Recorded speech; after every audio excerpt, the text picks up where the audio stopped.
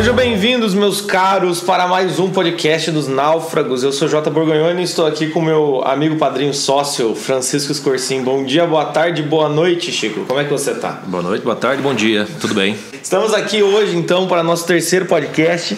E como dito, nós falaremos sobre The Punisher, o Justiceiro.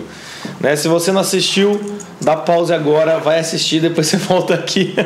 Ou então você ouve o que a gente vai falar e já assiste o seriado do jeito que...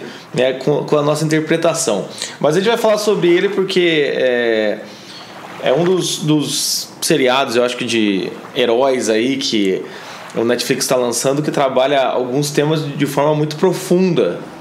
E verdade. Acho que finalmente assim traz como é que eu posso dizer, um super-herói entre aspas, mas traz um sujeito que está lidando com um trauma que é um trauma bem pesado e ele está lidando de uma forma bem possível de ser concreta, de realidade, vamos dizer. A melhor assim. coisa é que ele não é super, né? Ele Isso. Não tem nenhum superpoder, nem super dinheiro como o Batman. Então vamos conversar sobre o Justiceiro.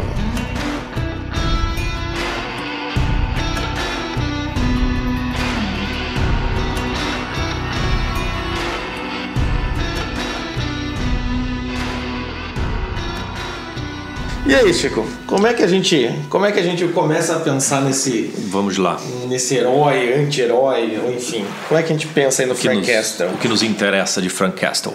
Bom, vamos... a série, ela tem... Quem não assistiu nenhum dos heróis da Marvel, infelizmente quase nenhum dos seriados anteriores prestam, mas o Castle ele aparece na segunda temporada do Demolidor, faz uma espécie de outro, de oposto ao Demolidor. E o começo dessa série do Justiceiro é de certa maneira ele terminando a missão que ele estava cumprindo na segunda do Demolidor. Exatamente. Então a coisa já começa terminando, vamos dizer assim, e aí ele tentando abandonar o Justiceiro, ele queima tal, o seu colete lá e tudo mais, e tenta viver entre aspas uma vida normal. Bom, o que nos interessa aqui, até para finalidades dos náufragos, Bom, o Castle ele é um sujeito que tem alguns traumas, que ele carrega algumas perdas na vida, sofre pra cacete, Ele basicamente é um soldado, trabalhou no Afeganistão, trabalhou em várias missões, cansou de matar negro,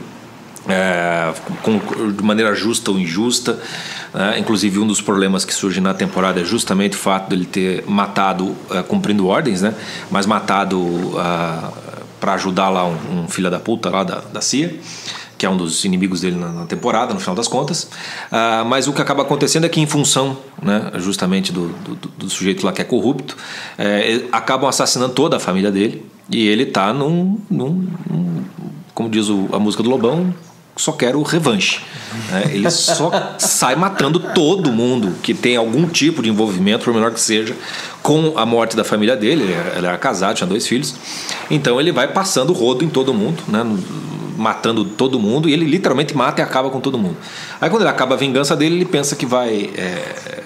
ele vai tentar viver uma vida entre aspas comum, e aí é uma boa parte do drama dessa temporada, Porque embora ele tente seguir adiante, ele não consegue seguir adiante, Ele está preso naquela raiva que ele ainda sente. Ele vira um pedreiro quebrando parede, e literalmente é só o que ele faz. E os outros acham que ele é meio fora da casinha, Que ele é louco, que ele não conversa com ninguém. Ele termina a missão dele, que deveria ser, digamos, se fosse realmente um herói pleno, terminei minha vida, terminei a minha missão, sigo minha vida, Mas aí ele vira um sujeito tipo um lobo solitário, que quase que mora ainda na trincheira da guerra lá, muito parecido com aquele outro piá lá, o tal do Lewis. Só que ele mora numa casa, ele não conversa com ninguém, ele destrói paredes. Parece um bicho mesmo. Parece um bicho, simplesmente isso. Assim, ele realmente, assim, o trauma dele, o processo de luto dele é simplesmente canalizado para marretada em parede. Pode ser terapêutico? Pode. Mas pelo tamanho do negócio ali que o cara tá sofrendo... Não vai resolver. Não vai resolver. Visivelmente não vai resolver, Exatamente. E essa que é a coisa legal do... Como é que você se identifica com o Justiceiro, Certamente 100% das pessoas que nos ouvem não foram para o Afeganistão na guerra. Exatamente. O Brasil, acho que ninguém participou da Guerra do Paraguai. Acho que é a última que a gente teve, Enfim, mas a gente tem uma realidade social de guerra. né, de guerra civil, no final das contas. Então, a quantidade de gente que perdeu pessoas, entes queridos, por conta do crime ou por conta da violência, etc. Ou mesmo que não seja por conta disso, mas seja perdeu gente por causa natural, algum ente querido que morreu, doença, etc. e tal. É fácil de se identificar com esse processo de luto do Castle, né?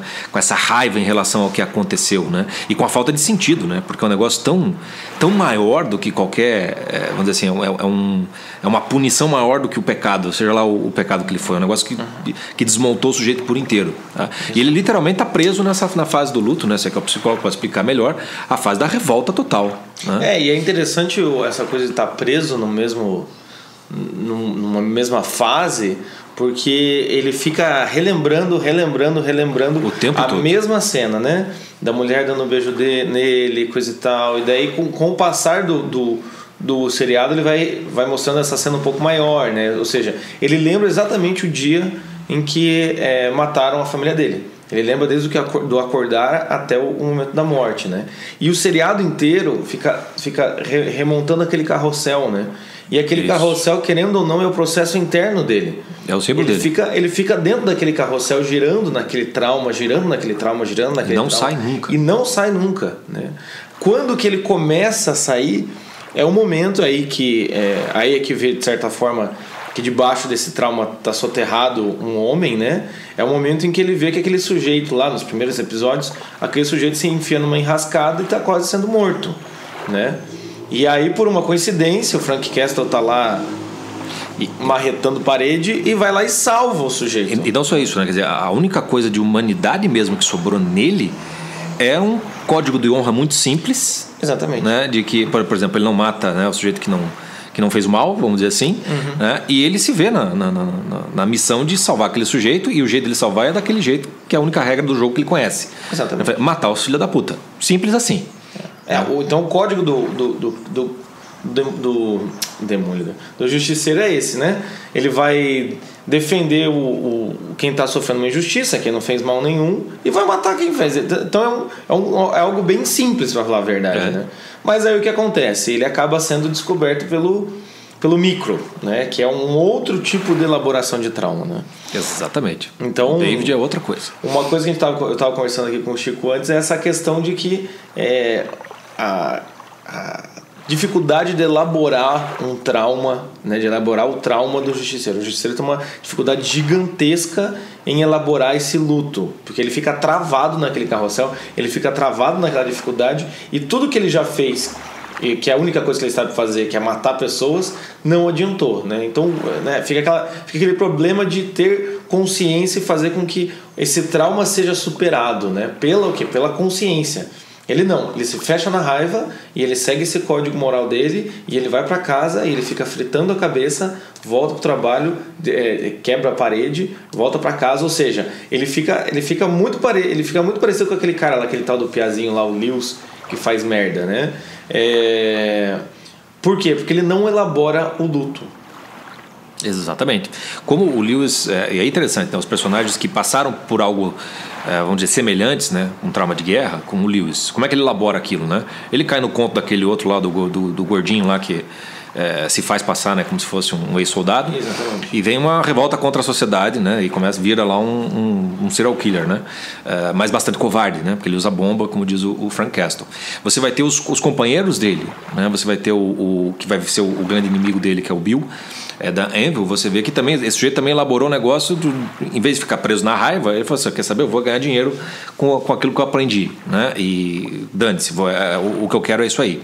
E vai ter o outro companheiro, o negro, o personagem negro, aleijado, que tem um grupo de tipo Alcoólicos Anônimos, né? Para ajudar os ex-combatentes, etc. e tal, justamente, né, o Curtis, justamente a se reintegrarem numa vida da sociedade, a voltarem a uma espécie de normalidade. Então ele tem lá o grupinho, né, como se fosse uma terapia em grupo, todo mundo reclama, chora as pitangas, etc, etc. O Castle não participa de maneira alguma, mas você vai ter vários desses exemplos, né, de como é que você lida com traumas, né?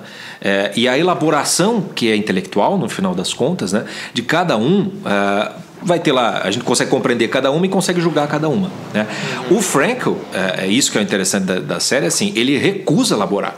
esse negócio. Ele fica preso na raiva, e porque ele fica preso na raiva e o código moral dele tem que ser muito simples, ele também não vai querer e vai recusar toda e qualquer elaboração intelectual daquilo que ele mesmo está fazendo. Por isso que ele não aceita que nenhum dos caras com quem ele vai enfrentar vá a julgamento. Não tem que ouvir o outro lado, não tem que ser justo, não tem que ser... Não, é mal, matou, acabou. Não vai ter conversa depois. Acabou aqui, né? E essa é a grande força dele, né? Isso dá uma integridade ao Frank Castle que os outros não têm, porque a consciência moral dele está literalmente fechada. Exatamente. Ele estabeleceu que é assim, que é assado e pronto, né? A gente tem que pensar o Frank Castle como uma pessoa que tem uma ferida. Me machucaram, eu vou machucar. E vocês devem ter passado por situações como essa já na vida, né? Às vezes você fica muito magoado, você não consegue elaborar. Vamos pensar no que o outro, qual que foi o motivo do outro. Será que o outro não fez isso com você sem perceber, coisa e tal? Quantas vezes aqui no consultório não chegam pessoas, né, parecidas com Frank Castle, né, com uma ferida aberta, que não quer fechar, né? Ou seja, a pessoa me traiu, eu vou fazer esse sujeito passar pelo inferno, que é o que o justiceiro faz, né? E essas pessoas é muito difícil de conversar porque elas estão fechadas. E também tem gente que nem chega no consultório, né? Muitas pessoas que talvez nem se dá conta que precisaria, né? Nem se dá conta que precisaria, porque fica igual o Castle, ou seja, eu tenho uma ferida, né, que está doendo, eu não curo essa ferida, ou seja, eu não quero que essa ferida cicatrize. Obrigado. E o que acontece? Eu vou fazer o outro sentir mais, né? E ainda assim, o Castle também, a elaboração dele é tão pequena que ele nem pensa assim, então eu vou fazer os outros sofrerem. Não, então, nem isso. Eu vou matar a família do sujeito. O Billy Russell lá não tem família? Eu sei lá, eu vou fazer esse cara sofrer. Não, ele quer acabar com aquele sofrimento, né, matando todo mundo. Ele não quer que ninguém vá ao julgamento, ele não quer que ninguém escute, ele não quer que ninguém escute o que as pessoas têm para dizer, ele não quer depender de ninguém, ele quer resolver tudo, né? E o começo da temporada já mostra, ele resolve uma parte do problema, só que continua sofrendo, porque se você tem uma ferida aberta e você quer fazer os outros sofrerem, o outro sofrendo não vai fazer você melhorar, né? Se você tá magoado com alguém porque ela fez alguma coisa, dar um troco, fazer essa vingança, normalmente não vai... Vai deixar pior até. Vai deixar pior, porque daí quando você for elaborar, você vai ter que elaborar também a culpa de ter feito aquilo com outra pessoa. E aí, assim, como é que você cura uma ferida da alma, principalmente uma raiva, um ódio? Vai ser, falando. Né? Falando. Então o Castle, por exemplo, ele não sabe, ele recusa. Então o micro invade a vida do Castle, né? Obriga o Castle, eles começam a conversar várias vezes, o Castle começa a conhecer a família do micro. Tudo isso faz parte de um processo de humanização do personagem, né? Onde ele tem de se comportar não como um bicho, mas como um homem, no final das contas, né? E isso começa a fazer um processo, de certo modo, de cura. Ele começa a voltar a conviver, a ser sociável, etc. As conversas com o micro, né? Eles começam a trocar as experiências. Minha esposa fazia isso, a minha aquilo, etc. E a coisa do Castle se aproximar da família do micro, né? Exato. A coisa de tentar ser um pai. Tem aquele triângulo amoroso lá com a esposa do micro, que é um troço meio estranho, que não precisava daquilo, mas enfim. Mas sabe que eu acho que até faz sentido, porque uma das... Só para fazer um parênteses no nosso argumento. Uma das coisas que essa raiva do luto faz, e ela pode desaguar, raiva e sexo. Né? No seriado você tem a Madani também sentindo muita raiva, e a mulher normalmente desconta no sexo. Né? Você vê que ela transa lá com o Bill, etc e tal, o bicho pega ali. Você vê que a tensão que se cria entre a esposa do micro e a do Frank tem a ver também com o processo de elaboração dessa raiva, que poderia desaguar numa outra coisa. É verdade. Né? Numa outra coisa, aquilo é contido ali na hora, porque ele ali você começa a ver uma elaboração para cima e não para baixo. Exatamente. Né? Porque ele mantém-se fiel. Ele podia botar para até mesmo qualquer page, né? Que diabo, né? Que negócio também. Que fica naquele. Você vê, até essa coisa do sexo, da aproximação, do luto, do consolo que a mulher pode dar pro Frank, inverso, né? Qualquer page, o justiceiro, ele se recusa, né? Tipo, cara, beija logo, velho, né? Vamos, né? Não, mas ele não consegue. Né? Ele não consegue. E isso é interessante, né? Mas também esse contato com essa família do micro também faz o sujeito ter que se humanizar. Então, amolecer, né? Amolecer. Vários momentos, então ele faz aquilo que ele faria pela família dele. Ou seja, consertar ali um processador, tudo mais, encanamento. E é muito interessante também essa coisa, aquela cena de ele não ir no almoço, no jantar de domingo, porque daí parece que é tipo... É como se, né, o justiceiro estivesse dizendo assim, não, aí já é demais, né, galera? Aí almoçar com vocês, sentado numa mesa, aí também vocês já estão querendo muito de mim, né? Claro que ele não vai comer por causa do... Ele estava lá todo fodido no meio da mata, mas a questão é o quê? Tem essa aproximação. Então o micro e a família dele, querendo não, trazem essa humanização pro Castle, apesar dele, porque o micro teve que, assim, a picareta romper aquele bicho, porque o Castle é tipo um leão numa jaula, né? É um cavalo que tem que domar. Então muitas vezes também acontece isso, assim, você vai estar lidando com pessoas na sua vida que estão com um trauma tão difícil que você não consegue, você vai ter que tipo se enfiar dentro da cabeça do sujeito, né? Dar tapa na cara, sei lá, você tem que fazer alguma coisa, né? Muitas vezes em consultório eu sinto isso também, as pessoas até chegam até aqui, mas pô, que dificuldade que é, larga a mão, sabe aquela coisa assim, aceita que você foi traído, então larga a mão dessa raiva, dessa revolta pelo seu pai, né? Ou seja, abre mão dessa, sabe? Não precisa ficar querendo matar todo mundo, sabe? Vira o dia da marmota, né? O filme do Feitiço do Tempo. E é o que é o Feitiço do Tempo, que é o que o Castle sofre. É o Megero indomado, né? lado masculino, mas o Frank é isso, ele é tosco. Né? Ele é muito tosco. E esse processo de humanização pelo qual ele passa, você pode ver que fica micro simbolizado no filho do micro. Porque o filho do micro está se tornando um justiceirozinho, né? Tá putão, né? E tal, batendo, não sei o quê, dá soco na irmã, não sei o quê, aparece com arma, faca, sei lá o quê. E aí o que acontece com o menino? Quando o Castle consegue quebrar a barreira do menino e fazer o menino falar, o que acontece? O menino amolece na hora, volta a ser filhinho da mamãe, se integra na família e a coisa se conserta. Quando é criança é mais fácil. Agora, quando você tem sei lá quantos anos de pancada nas costas, vai demorar um tempo maior para você conseguir elaborar isso. E é interessante esse filho. Alguém precisava fazer o que o Frank fez com o Piá, alguém precisava fazer com o Frank. Exatamente. Né? Só que, claro, como é que você vai fazer isso com um homem daquele tamanho, né? Mas o micro faz, de certa maneira. O micro faz, mas pra você ver, né? Às vezes traumas infantis são às vezes muito mais fáceis de ser quebrados do que um trauma muito elaborado e alimentado de um adulto. Com certeza. Né? Então, muitas vezes assim, alguém precisa fazer isso e o micro acaba fazendo, né?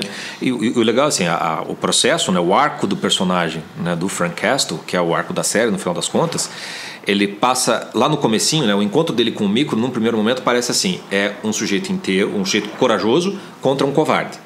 Né? O micro seria covarde e o Castle seria o corajoso, né? Sem o Castle, o micro não conseguiria fazer o que fez. E aí o Castle fala uma frase pro micro assim, tipo, ele desperta a raiva no micro e aí o micro então vai para a ação, né? Ele diz assim, a raiva sempre vence o medo. O Castle começa assim, mas o processo termina justamente com o Frank começando a elaborar a coisa de um jeito diferente da regra do jogo para ele. Primeiro, ele não mata o Bill, né? Ele fala assim, não, morrer para você é muito pouco, você vai ficar aqui sofrendo igual eu. Isso aí já começa a tomar uma complexidade na regrinha dele que não tinha. E ele termina sentado no grupinho lá da terapia e ele diz pro amigo dele, né, a hora que ele começa a contar, fala, olha, eu passei por tudo isso, etc, mas agora eu tô sentindo medo. E a série termina assim. Então, embora a raiva seja mais forte que o medo e te conduza à ação, o medo é um estado mais constante pro ser humano, né? E não raro, o medo ele vem primeiro com uma insegurança. Para você ser tosco igual o Frank, você não pode pensar a respeito das coisas. Você tem que deixar a coisa toda... Baixou um decreto e as coisas são assim, assado, preto, branco, preto, branco. Por isso ele não tem muito drama com relação ao que ele está fazendo. Aonde que a coisa começa a complicar? Na hora que ele começar realmente a pensar no que ele está fazendo.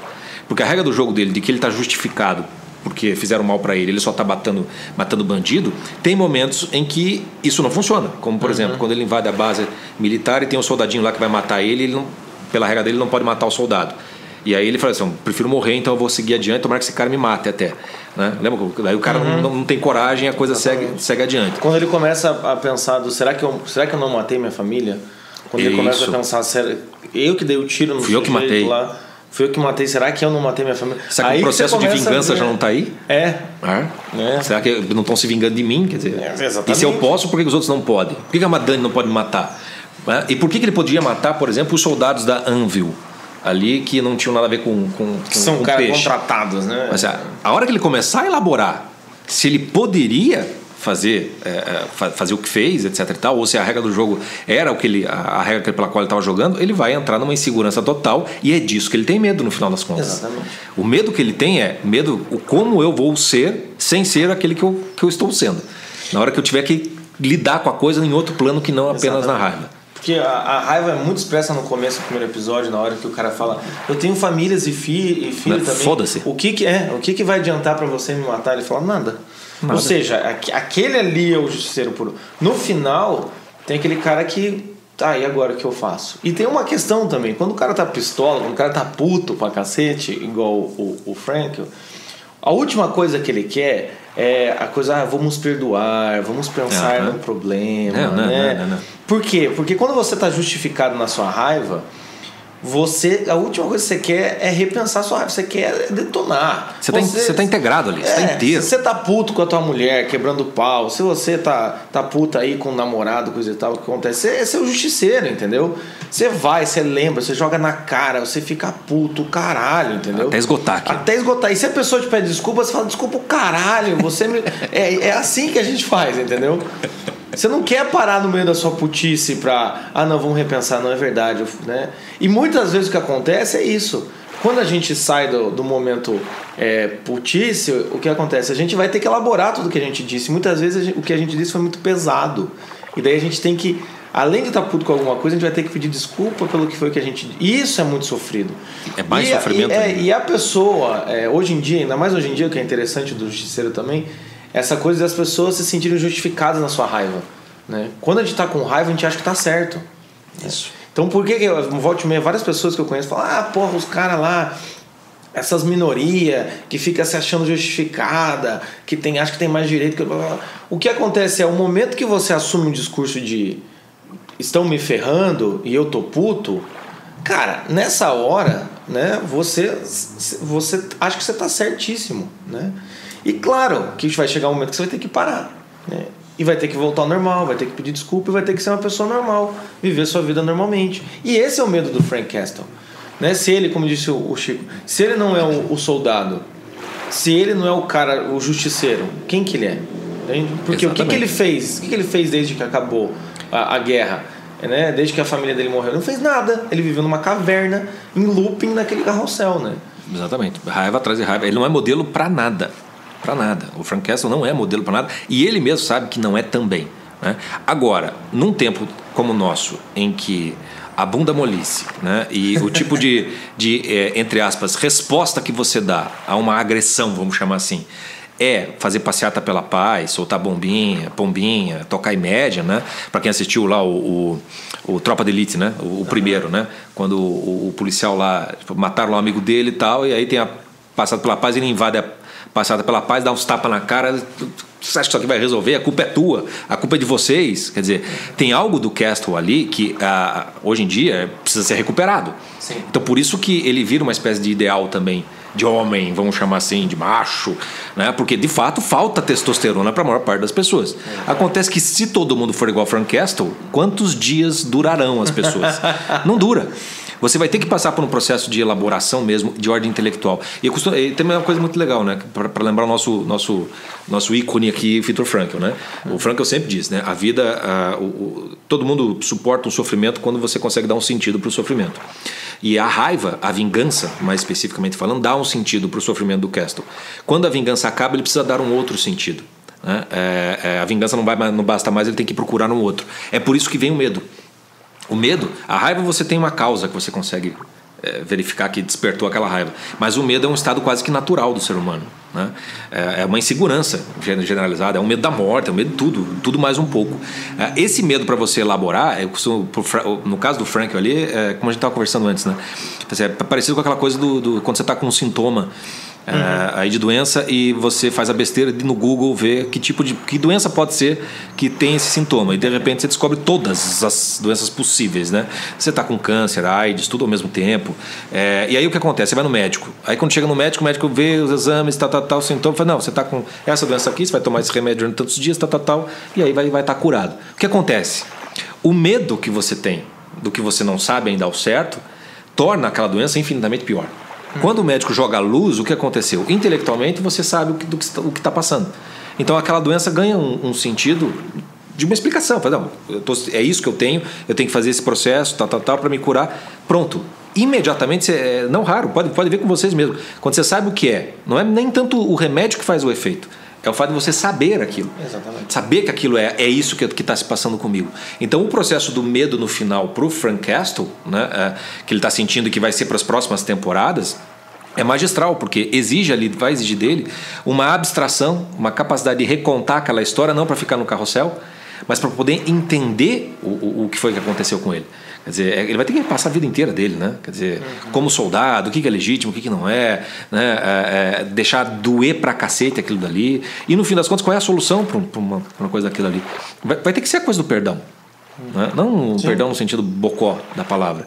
Né? E ao mesmo tempo, é por isso que eu estava conversando com o menino esses dias. A melhor sequência pro Justiceiro é assistir um filme do Clint Eastwood. Você assistiu Os Imperdoáveis. Né? Você vai ver lá o sujeito que matou muita gente no meio da vida, etc, etc. E daí ele fala, bom, como é que eu me perdoo agora? Quem me deu o direito de sair matando todo mundo também por conta disso? Então vai ter todo um processo de elaboração que vai acontecer só depois. E aí a integração do homem inteiro vai estar no personagem do Curtis, do soldado. Né? Porque ele perdeu a perna, mas o que ele faz? Ele não aparece com raiva. Ele não tomou uma decisão... ele não fez um cambalacho igual o Bill. Não foi lá ganhar dinheiro, e para ganhar dinheiro eu mato todos a família do meu amigo, etc e tal. O cara se torna um malvado. O Curtis não. O Curtis ele sofreu na guerra, ele perdeu a perna.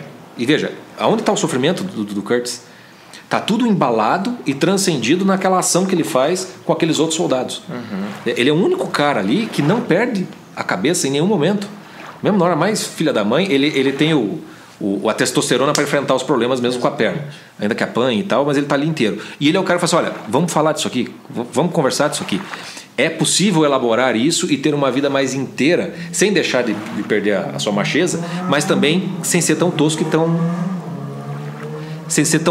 animalesco. Exatamente. Assim como é o caso do Castle, no final das contas. E é interessante isso que você está falando, que muitas vezes você pode assistir o Justiceiro e achar que o Curtis é o cara, né, é o cara fraco que resolveu ficar de conversinha em grupo de apoio, e que na verdade o que ele deveria ter feito é ficar bem louco igual o Frank Castle, ou então ganhar dinheiro igual o Bill. Ou achar uma razão maior como o Lewis, supostamente. Ou então ficar louco e entra numa razão maior, né? É muito fácil você assistir o Curtis e achar, ó lá o cara que tá querendo impedir o herói de fazer o papel chato dele. Ó o chato pra caralho. Mas na verdade o Curtis é o cara que tem menos medo no seriado inteiro. Sim. Né? O Billy Russo, ele tem aquela coisa, ele sabe que tá fazendo errado. Quando você sabe que você tá fazendo errado, você sabe que você tá com o cu na mão. O Justiceiro é óbvio, ele tem, né, uma raiva extrema, mas ele tem medo de encarar o problema dele, de fato, de conseguir conversar e conseguir superar aquilo, e ele tem medo até de não conseguir fazer a missão dele, né, que os caras saem impunes, esse tipo de coisa. Mas o Kurtz é o cara que, sabendo que aquele Lewis vai lá pra Anvil, ele fala, não contrate esse cara. Ah, mas o que vai acontecer? Deixa comigo. Ele vai na casa do cara, mesmo sabendo que ele era o Homem-Bomba. Era o Homem-Bomba. Olha a coragem desse cara. Eu não tenho uma perna, eu vou na casa de um sujeito que talvez que é o Homem-Bomba. E ele entra lá e ele assume essa barra, né? Então o que acontece são várias, querendo ou não, o Justiceiro vai tocar em vários pontos interessantes sobre essa questão de elaboração do luto, né? Você pode cair nessa catarse, como disse o Chico, de você ver um homem sendo homem, né, e matando todo mundo. Eu confesso que quando assisti, né, eu e minha esposa, quando a gente assistiu, eu vibrava naquela cena que ele arranca a cabeça, ele quebra braço, ele mata todo mundo, coisa e tal. Eu achei assim sensacional.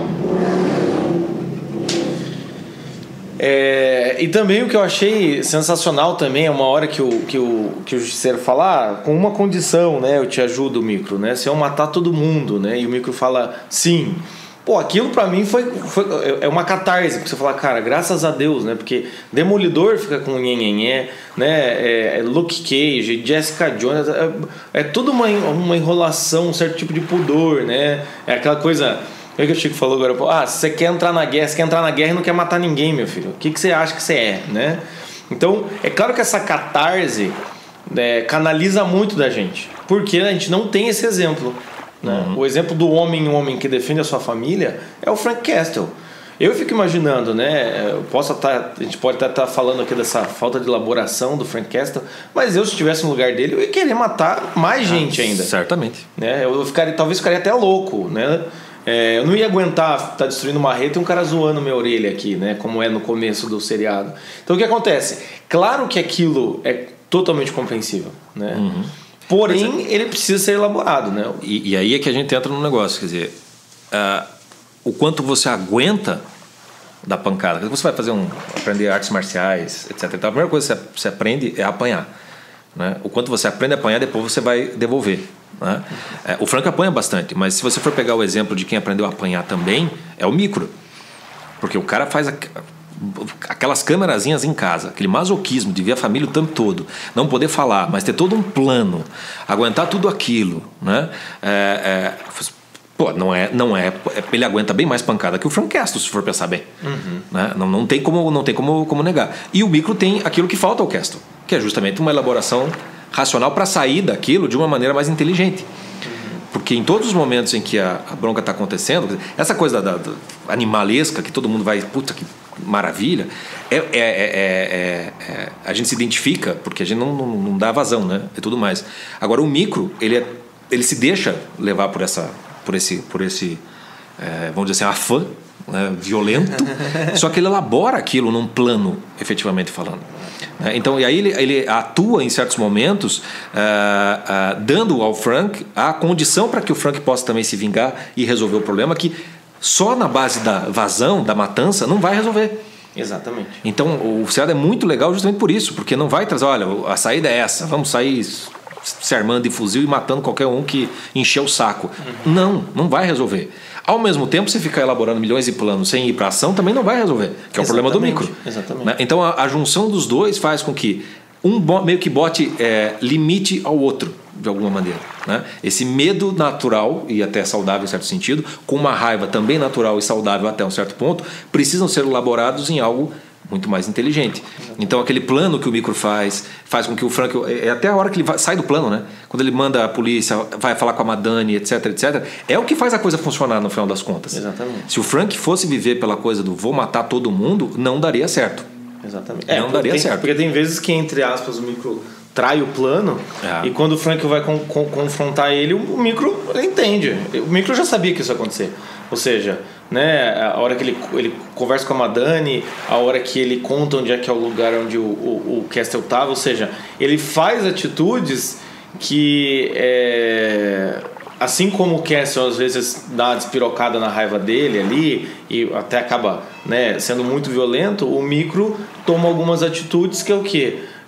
Sai do plano. Por quê? Porque é um cara que consegue enxergar o plano geral muito mais abrangente. O cenário geral ele enxerga com mais abrangência e tem esse auxílio do Castle. Por isso que funciona, vira uma dupla dinâmica, né? Exatamente.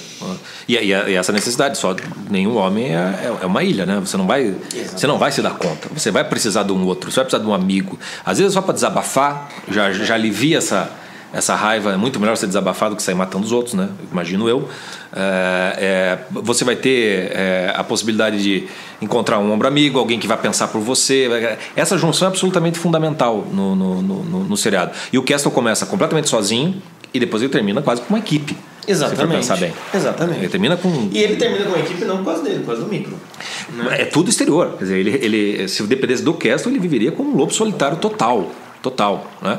E uma coisa que é interessante de notar, assim, que muita gente questionou, né? A questão da violência na série. A série é muito violenta, muito explícita, etc. Aí é sempre aquela coisa eu sempre cito Chesterton, né? Aquela coisa assim, crianças não tem que ver dragões, né? Tem que ver violência, etc e tal. Não porque elas têm que ver essas coisas, mas porque elas têm que saber que isso pode ser superado. E uma das coisas que a nossa imaginação não faz é imaginar o pior. A gente tem medo de imaginar o pior, no final das contas. Pior no seguinte sentido, com todos os detalhes e concretudes do pior. Você tem medo do pior. É diferente de você imaginar o pior realmente acontecendo. O desejável é fácil. Por isso que, por exemplo, cenas de sexo explícito, né, cenas de sexo, etc. e tal, costumam ser o quê? Apelações. Porque a tua imaginação já deseja essas coisas. Você já consegue imaginar aquele negócio que é bom, etc. e tal. Agora, pancadaria, degolação, etc. e tal, você corta a tua imaginação muito antes daquilo se tornar tão grotesco e nojento. No Justiceiro se justifica toda aquela violência, por quê? Porque faz você ver a feiura daquilo, literalmente falando. Então aquilo é catártico porque é mostrado de maneira explícita. É para você sentir enjoo. É para você virar o olho. Aquela cena dele, o que ele faz com o Bill no final, você veja, nem seria a pior coisa que ele fez, mas quem não vira o puta que pariu, né? Então ver aquela raiva toda transbordando, ela é catártica para a tua própria raiva. Porque de repente você, cacete, acho que não precisa chegar tanto, né? Não precisa matar o vizinho que está tocando funk, não precisa chegar tanto naquilo tudo. Então tem aí algo que é absolutamente essencial no seriado. Você não vai imaginar tanta violência se ela não for mostrada como mostrada daquela maneira.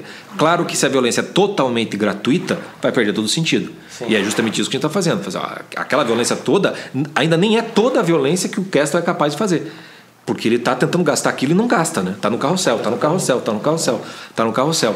Então até a própria sentido do sofrimento da violência que ele faz com um amigo dele lá, que provavelmente vai se tornar o vilão, né? Vai se tornar. Da próxima, você vê que já mudou um pouco. Eu não vou matar mais, agora eu quero fazer sofrer também. É pior ainda. Ele quer fazer sofrer e ao mesmo tempo é um tipo de possibilidade, né? Eu vou deixar o cara vivo. Já muda, já é uma outra elaboração do código de conduta dele, né? Exatamente. Mas enfim, a nossa ideia aqui era tentar trazer e elaborar um pouco esse justiceiro aí, né? Pra vocês poderem entender que jaz dentro de cada um. Que jaz dentro de cada um. Isso que é o mais interessante, né? E tudo isso que a gente está falando aqui, dá uma olhada, né? Se essa raiva, se esse ódio, você não está passando por isso também. Vou dar uma de Curtis agora aqui. Veja se você não está passando por isso. Veja se você não passou por algum tipo de trauma, que você está num certo tipo de looping de carrossel. Aquilo que você não consegue nem falar, né? Aquele que você não consegue nem falar. Aquele que você quebra coisas em casa, chora sozinho no banheiro dando soco no ladrilho, né? Aquele que você faz você ficar dando indiretas no Facebook sem parar. Veja se não tem um trauma que você acaba elaborando na raiva, e muitas vezes essa raiva é só um primeiro passo, né? Só uma primeira catarse para você ir para o segundo passo, que é o quê? Elaborar essa raiva e às vezes ter que entrar em contato com a dor de verdade, né? Mas é isso então, né? O Justiceiro, The Punisher, terminamos por aqui. Mais alguma consideração, Chico? Eu acho que não, né? A respeito do Punisher, não. Eu ia falar mal do Demolidor, mas deixamos para uma outra oportunidade. Outro dia a gente mete o pau no Demolidor. Então é isso, gente. Atenção, então vamos para a dica cultural. Chico, dica cultural da semana. Eu tinha pensado numa, mas eu vou fazer como é que se chama? Dobradinha com o Justiceiro. Talvez todo mundo já conheça, mas enfim, os filmes do John Wick, né? Tem o primeiro, que eu acho que deve estar aí em Netflix da vida. O segundo estava no cinema até pouco tempo atrás, não sei se já está disponível. Mas o John Wick é uma espécie de Justiceiro encontra o Kingsman, né? Tem todo basicamente o mesmo tipo de personagem, né? do Justiceiro, só que não com essa profundidade toda, com esse dramão, essa tragédia toda, mas elaborado de um jeito muito divertido, né? É muito bem feito os filmes do John Wick. É uma diversão para fim de semana. Então tem violência, tem tudo aquilo, tem todas aquelas coisas que a gente já imagina, mas ele não é pretensioso, né? Então o Justiceiro é pretensioso, né? Ele é pretensioso e ele entrega aquilo que ele pretende em boa medida. O John Wick ele não tem essa pretensão de elaborar a coisa de maneira mais intelectual, etc. Não tem isso daí, mas ele é extremamente divertido, né? Boas atuações, Keanu Reeves, por incrível que pareça, está bem no papel.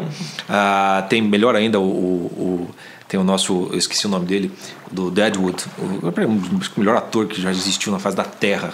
Fez aquele personagem do dono do salão no Deadwood. Você assistiu Deadwood, né? Eu assisti, vamos... Ele é o chefão lá da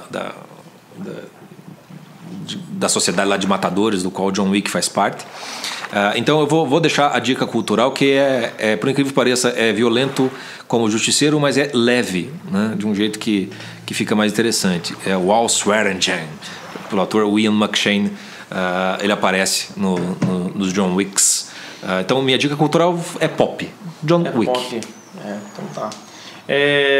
E o que eu vou dar de dica cultural é que nós estamos montando um grupo. Estamos montando um grupo exclusivo, tá? Então, durante essa semana aí, você fique atento, fique de olho, que a gente vai publicar na nossa fanpage aí como faz para entrar no grupo. O que vai ser o grupo? Vai ser um local em que a gente possa conversar mais abertamente, né? A fanpage, então, é um lugar em que a gente está utilizando para expor um trabalho, digamos, elaborado, empacotado, escrito, editado, uma coisa mais, né? Um produto, né? Ali é para bate-papo mesmo. Mais organizada a nossa fanpage. E no grupo é isso, é pra gente bater papo. Trocar experiência. Ajudarmos uns aos outros. Então, quem quiser fazer parte aí do grupo dos náufragos, a gente vai já montou, para falar a verdade, mas a gente vai divulgar aí durante essa semana, então fique de olho. E que daí a gente vai poder conversar mais fácil, sem precisar de grandes textos muito elaborados. O negócio vai ser mais até elaborar com vocês os temas, ver as dúvidas de vocês, para a gente poder conversar, para depois então a gente poder trazer até mesmo novos produtos, poder trazer novos textos, várias outras coisas que para ajudar os náufragos. Então vai ser uma reunião de náufragos aí, inspirado aí no Kurtz do Justiceiro. A gente vai fazer uma roda aí para a gente poder conversar. Então fique atento, nós iremos publicar em breve. Muito bem. É isso então, né, Chico? O que tivemos na semana ou não? Deixamos para a próxima. O que tivemos na semana, dá uma olhada lá na fanpage, tá? Tem um texto. Última coisa. Bem lembrado, Chico. Eu publiquei um texto, acho que foi quarta-feira eu publiquei um texto chamado Maturidade, #1, né? Caminho sem volta. O que quer dizer isso? Eu vou escrever uma série de, acho que são 7 textos falando sobre maturidade. Então fica atento aí no site, fica atento na fanpage, que toda semana a minha intenção é trazer um novo texto, alguma coisa para a gente poder conversar sobre maturidade. Vai ser uma série de textos. É isso, chega por hoje. Meus caros, então vocês nos encontram no www.osnaufragos.com.br, facebook.com/osnaufragos e agora no soundcloud.com/osnaufragospodcast. Então tá lá no SoundCloud todos os podcasts, inclusive esse aqui também tá lá. E você pode ouvir os outros programas, a gente falou sobre Stranger Things no podcast passado. Enfim, procura lá, a gente se encontra sexta que vem. Não se afoguem, um beijo, fiquem com Deus. Tchau. Até.